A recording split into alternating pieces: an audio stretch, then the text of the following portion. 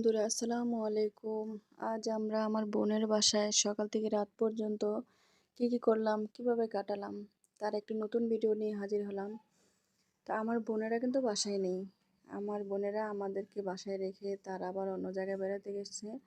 তো আমার বোনের বাসাটা হচ্ছে গাজীপুর, জয়দেবপুর, দক্ষিণ ছায়াবেথি, জয়পুকুরের দক্ষিণ ছায়াবেথি। তো তারা আমাদেরকে বাসায় রেখে তারা গেছে কিশোরগঞ্জে। তো ওটা একটা সিক্রেট ব্যাপার, ওটা আমি শেয়ার করব না। ওরা তাদের প্রয়োজনে তারা গেছে আমাদেরকে বাসায় রেখে। তো আমরা সারাদিন কিভাবে কাটালাম, তারা তো বাসায় নেই। তাদের বাসায় আমরা কি করলাম, কি বাজার করলাম, সকাল থেকে রাত পর্যন্ত কিভাবে দিনটা আমাদের কাটলো, সেই কিছুটা মুহূর্ত আমি আসলে ভিডিওর মাঝে তুলে ধরলাম।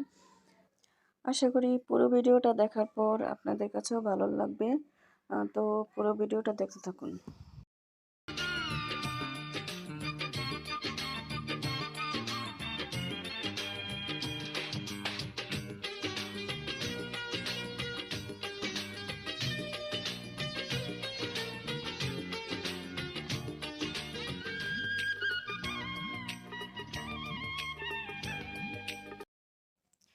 আমি সকাল সকালেই চুলায় চা বসিয়ে দিয়েছিলাম। তো চা বসিয়ে দিয়ে আমি আবার একটু রুমগুলো ঘোরাঘুরি করে দেখে আসলাম, সবাইকে ডাকাডাকি করে আসলাম। আমার বোন অলরেডি ঘুম থেকে উঠে রেডি হয়ে বসে আছে। তো সবাইকে ডাকাডাকি করলাম, আমার খালা আছে, আমার মামি আছে এখানে, সবাইকে আমি ডাকলাম। তো ডেকে এসে আমি চাগুলো দেখলাম। তো চা দেখে একটু নাড়াচাড়া দিলাম, কারণ চার উপরে একটু সর পড়েছিল। তো চা নাড়াচাড়া দিয়ে আমি ঢেলে নিয়ে এখন আমি পান করার জন্য, চা সবাই মিলে পান করার জন্য আমি এখানে নিয়ে গেলাম। তো আমি আমার মেয়েকে বললাম যে ট্রেতে করে চাটা একটু এখানে সবার সামনে নিয়ে যাও।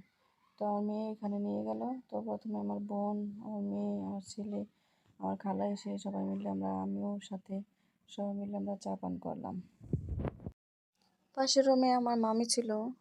তো উনি বলছিলেন চা খাবেন না, তাই আমরা ওনাকে ডাক দিইনি।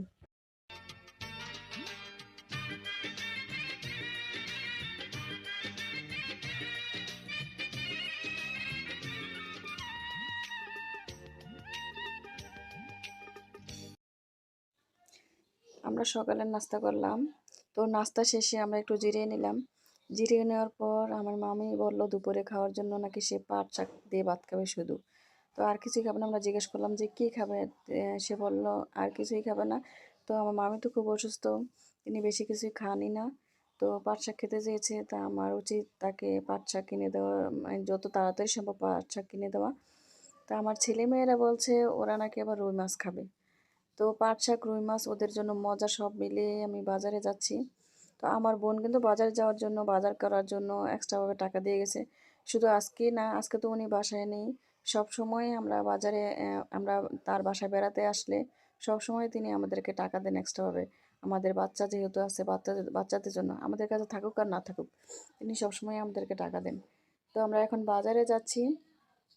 বাজারটা বেশি দূরে না, তারপরেও পায়ে হেঁটেও যাওয়া যেত, কিন্তু আমি তো আমার ছেলে ও মেয়েকে নিয়ে এসেছি, তারা তো হাঁটতে চায় না। তো আমি রিক্সায় করেই ওদেরকে নিয়ে বাজারে যাচ্ছি ওদের জন্য মজা আর বাজার করতে।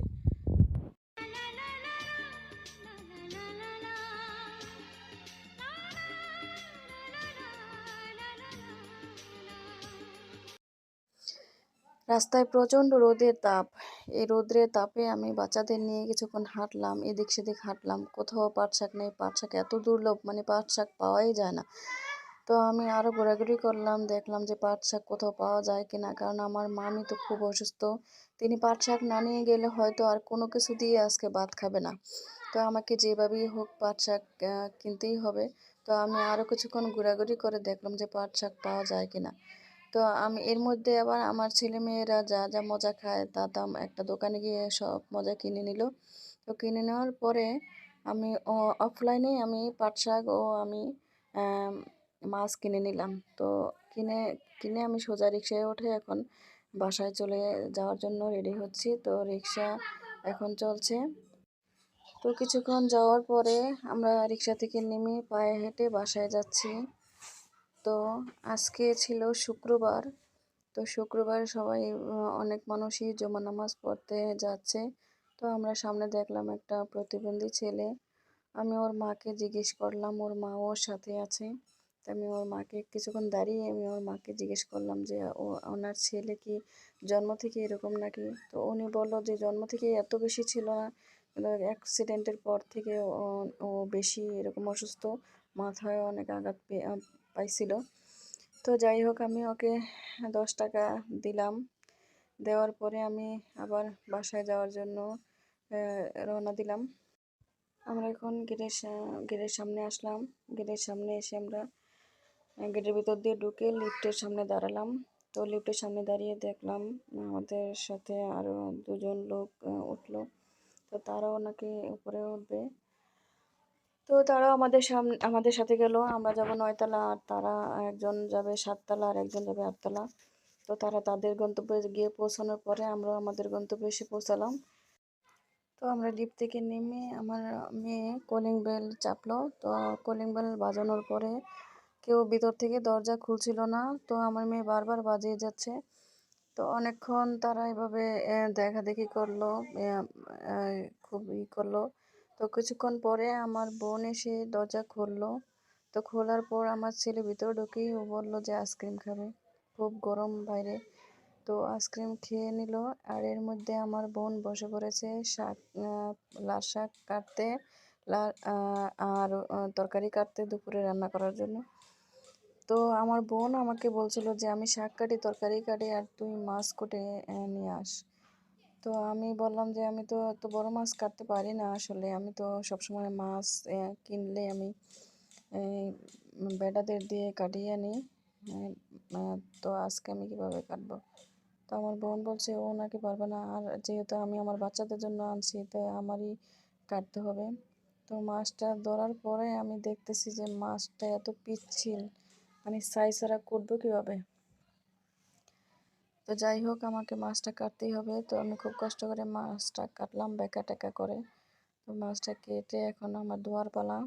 তো আমি এখন ধুয়ে নিচ্ছি একটু একটু করে, ভালোভাবে কষলে কষলে খুব সুন্দরভাবে মাছটা ধুয়ে নিলাম। তো ধোয়ার পরে আমি আমার বোনকে বললাম যে আমি তো মাছ ধুয়ে নিয়েছি, এখন তো রান্না করার পালা। তো আমার বোন বলছিল ঠিক আছে আমি রান্না করব। তো এর মধ্যে আমার ছেলে আবার গোসল করে এসেছে। আমার মেয়ে নাকি ওকে গোসল করিয়ে দিয়েছে। তো গোসল করে বলল আম্মু আমাকে প্যান দাও। আমি বললাম যে তোমার প্যান তো বারান্দাতে। তো আমাকে বললো দেখিয়ে দিতে। তো আমি ওর কাছে সাথে সাথে গিয়ে আমি ওকে প্যান্টটা দেখিয়ে দিলাম। ও প্যান্টটা নিয়ে সে নিজেই উল্টো থেকে বাঁ করার চেষ্টা করলো এবং ও নিজেই পরে নিল। তো আমি এখানে আমার বোনের শাকগুলো কেটে দেওয়ার পরে আমি শাকগুলো কিছুক্ষণ পরে আমি শাকগুলো ধুয়ে টুয়ে সব তরকারি ধুয়ে টুয়ে আমি দিয়েছিলাম যে আমার বোন রান্না করবে তাই। তো ওনার রান্না করা কাজ আর আমি একটু বসে জিরাবো। তো জিরানোর কোনো নেই। একটু বিকাল হতে না হতেই আমার ছেলে মেয়ে বায়না করলো যে ওরা নাকি ছাদে যাবে। আসলে আমরা যেখানে আছি এটা আসলে 9 তলা। তো বিল্ডিংটা হচ্ছে 10 তলা। তো 10 তলার উপরে ছাদ। এখানে মানে ওপরে যখন মাগরিব নামাজের আজান দেয় তখনও মনে হয় যে এখন বেলা দুপুর 2টা এরকম মনে হয়। তো অন্ধকার না হওয়া পর্যন্ত বোঝা যায় না যে এখানে সন্ধ্যা হইলো নাকি কি হইলো। সকাল থেকে রাত পর্যন্ত কিছুই বোঝা যায় না। তো যেহেতু এখন পুরোপুরি বিকাল হয়নি, আসর নামাজের আজান দিছে, কিন্তু মনে হচ্ছে যেন এখনো মানে বেলা 12টা। এত রোদের তাপ, প্রচণ্ড রোদ। তো এই রোদের তাপে আমরা ছাদে এসে ঘোরাঘুরি করছি। তো আমি একটু চারপাশে বিল্ডিংগুলো দেখলাম যে আসলে মানে উপর থেকে সব কিছু ছোট ছোট মনে হয় আর একটু অন্যরকম মনে হয়। তো আমি চারপাশে বিল্ডিংগুলো ঘুরে ঘুরে দেখলাম আর একটু ভিডিও করে নিলাম। তো আমি বলছি আমার বাচ্চাদেরকে যে আসলে এখানে এত রোদের মাঝে আর থাকা যাবে না।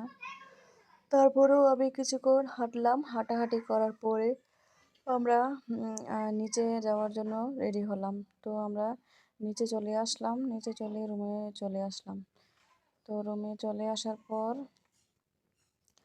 আমার বোন দেখলাম যে কি করে। তো ও দেখছে যে ও টিভিতে শাকিব খানের ছবি দেখছে। ছবি না, আসলে শাকিব খানের একটা কি ছবির গান তা জানি না, টিভিতে গান দেখছে। তো আমরা একটু বসে জিরালাম। তো জিরানো হয়ে গেলে এখন বিকাল মানে আমরা তো একটু ঘোরাঘুরি করে আসলাম বিকালবেলা। তো এখন সন্ধ্যা মানে পুরোপুরি সন্ধ্যা হয় নাই, মানে সন্ধ্যা হওয়ার আগ মুহূর্তটা আর কি। আর ওই সময় আমার মেয়ে বললো যে আম্মু আমাকে একটু মেহেদি দিয়ে দাও। তো আমি ওকে বললাম যে ঠিক আছে। আমি তো বেশি সুন্দরভাবে মেহেদি পরাইতে পারি না, তারপরেও মানে একটু একটু হালকাভাবে মানে পারি আর কি কোনো রকম। তো আমি আমার মেয়েকে মেহেদি পরিয়ে দিলাম, সাথে আমিও একটু পরলাম। কারণ মানুষ বুড়ো হলে তো আর মন বুড়ো হয়ে যায় না। তাই আমারও মন চাইলো যে আমি একটু মেহেদি পরি, মাঝে মাঝে পরি, আমার মেয়েকেও পরাই দিই, আমিও করি। তো মেহেদি আমাদের কমপ্লিট দেখুন, পুরো মানে লুকটা। তো এটা আমার হাত, আর ওইটা হচ্ছে আমার মেয়ের হাত। তো মানে মেহেদিগুলো আমার কাছে মোটামুটি ভালোই লাগছে, খারাপ লাগছে না। তো মেহেদিগুলো পরানো হয়ে গেলে আমি আপনাদেরকে বাইরের যে আকাশটা এখন কীরকম তা আমি একটু দেখিয়ে দেব। তো আকাশটা এত সুন্দর, মানে আমার কাছে মনে হচ্ছে একদম অপরূপ, মানে সাজে সজ্জিত হয়ে আছে। তো সন্ধ্যা প্রায় মানে মাগরিব নামাজের আজান দিবে দিবে এরকম আর কি। তো মাগরিব নামাজের আজান হয়ে গেল। তো সন্ধ্যা হয়ে গেছে, সন্ধ্যার তো আজান শেষ। তারপরে আমার ছেলে আমাকে বলল যে আম্মু আমাকে একটু নুডলস রান্না করে দাও। তো আমি ওকে নুডলসের সাথে একটু পাস্তা ছিল, তো আমি ওকে পাস্তা আর নুডলস একসাথে রান্না করে দিচ্ছি। তো দেখুন আমার নুডলস রান্না প্রায় শেষ। তো নুডলস রান্না তো হয়ে গেছে, এখন আমি ওদেরকে খাওয়ার জন্য রুমে নিয়ে গেলাম। তো আমার ছেলে প্রথম নুডলসটা দেখে একটা পাস্তা মুখে দিয়ে, গরম গরম পাস্তাটা মুখে দিল। তো মুখে দিয়ে দেখুন ওর ইমপ্রেশনটা কীরকম, মানে ও বলছে যে খুব মজা হয়েছে। তো আমি আমার মেয়েকে বললাম চামচ নিয়ে আসো। তো মেয়ে চামচ আনতে ও ওই রান্নাঘরে গেল। তো চামচ নিয়ে আসলো, দুইজনে ওরা মজা করে নুডলসটা খেলো। তো নুডলসটা খাওয়া হয়ে গেলে আমার ছেলে দেখুন এখানে দুষ্টুমি করছে।